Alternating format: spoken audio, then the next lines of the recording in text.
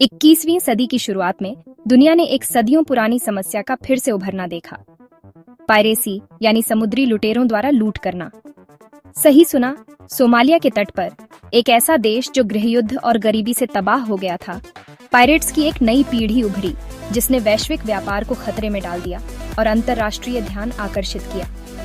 Automatic हथियारों और rocket propelled grenade से लैस इन आधुनिक जमाने के बकनियर्स ने हिंद महासागर के व्यस्त शिपिंग लेन से गुजरने वाले मालवाहक जहाजों और तेल टैंकरों को निशाना बनाया।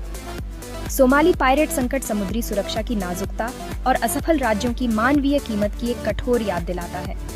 अक्सर क्रूर अपराधियों के रूप में चित्रित किए जाने वाले ये पायरेट्स कई मायनों में अपने देश को त्रस्त करने वाले गहरे मुद्दों का लक्षण थे। आर्थिक हताशा, राजनीतिक अस्थिरता और अवसरों की कमी। दुनिया ने अविश्वास में देखा क्योंकि भारी हथियारों से लैस पायरेट्स अक्सर किशोर, बड़े मालवाहक जहाजों और उनके चालक दल को बंधक बना लेते थे और लाखों डॉलर की फिरौती की मांग करते थे। स्थिति तेजी से बढ़ी जिससे अदन की खाड़ी और सोमाली बेसिन दुनिया के कुछ सबसे खतरनाक पानी में बदल गए। सोमाली पायरेसी को समझने के लिए उन मूल कारणों में जाना चाहिए जिन्होंने युवाओं को ऊंचे समुद्रों पर अपनी जान जोखिम में डालने के लिए प्रेरित किया। सोमालिया दशकों से गृहयुद्ध से तबाह हो गया है। इसकी सरकार पतन के कगार पर है। इस लंबे समय तक अस्थिरता के कारण व्यापक गरीबी, बेरोजगारी और आबादी के एक बड़े हिस्से, विशेष रूप से युवाओं के लिए बुनियादी अवसरों की कमी हो गई। सोमाली सरकार के पतन का मतलब अपने क्षेत्रीय जल पर नियंत्रण का नुकसान भी था। विदेशी मछली पकड़ने के बेड़े अराजकता का फायदा उठाते हुए सोमाली मछली पकड़ने के मैदानों का दोहन करने लगे, जिससे स्थानीय मछुआरों की आजीविका छिन गई। इस अवैध मछली पकड़ने ने न केवल मछली के स्टॉक को कम किया, बल्कि मछली पकड़ने के उपकरणों को भी नष्ट कर दिया, जिससे तटीय समुदायों को आर्थिक कठिनाई का सामना करना पड़ा। सीमित विकल्पों और हताशा की भावना के साथ कई युवा सोमालियों ने पायरेसी को गरीबी से बाहर निकलने के रास्ते के रूप में देखा।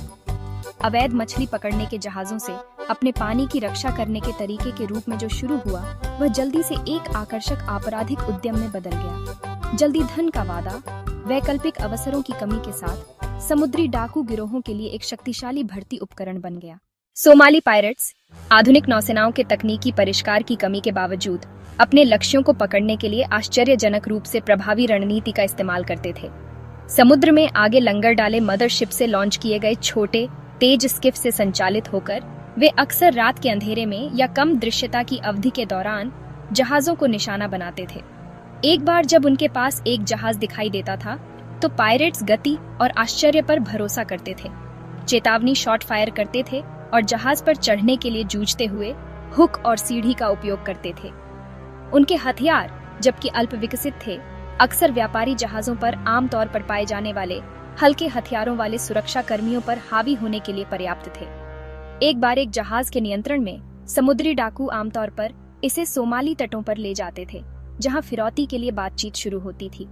ये बातचीत अक्सर बिचौलियों के माध्यम से आयोजित की जाती थी, हफ्तों या महीनों तक चल सकती थी, जिसमें समुद्री डाकू जहाज और उसके चालक दल की रिहाई के बदले में लाखों डॉलर की मांग करते थे।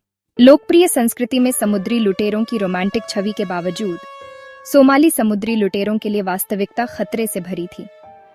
ऊंचे समुद्र स्वाभाविक रूप से अप्रत्याशित हैं और समुद्री लुटेरों को कई जोखिमों का सामना करना पड़ा, दोनों तत्वों से और बाहरी ताकतों से। तूफान, उबड़-खाबड़ समुद्र और उपकरणों की विफलता ने लगातार खतरे पैदा किए, जिससे अक्सर दुर्घटनाएं होती थीं और जान जाती थीं। इसके अलावा इस क्षेत्र में गश्त कर रहे विभिन्न देशों के युद्धपोतों के साथ सोमाली पायरेसी के लिए बढ़ती अंतर्राष्ट्रीय प्रतिक्रिया ने दाम को काफी बढ़ा दिया। समुद्री डाकू विरोधी कार्य के साथ काम करने वाली नौसेना बलों ने समुद्री लुटेरों के साथ कई गोलाबारी की, जिसके परिणाम स्वरूप दोनों तरफ हताहत हुए। इन अंतर्राष्ट्रीय बलों द्वारा पकड़े गए समुद्री लुटेरों को अक्सर विदेशों में कारावास का सामना करना पड़ा। एक सोमाली समुद्री डाकू का जीवन पुरानी रोमांटिक कहानियों से बहुत दूर था। यह कठिनाई, खतरे और अनिश्चितता का जीवन था, जो हताशा और अवसरों से रहित भूमि में जल्दी धन के आकर्षण से प्रेरित था।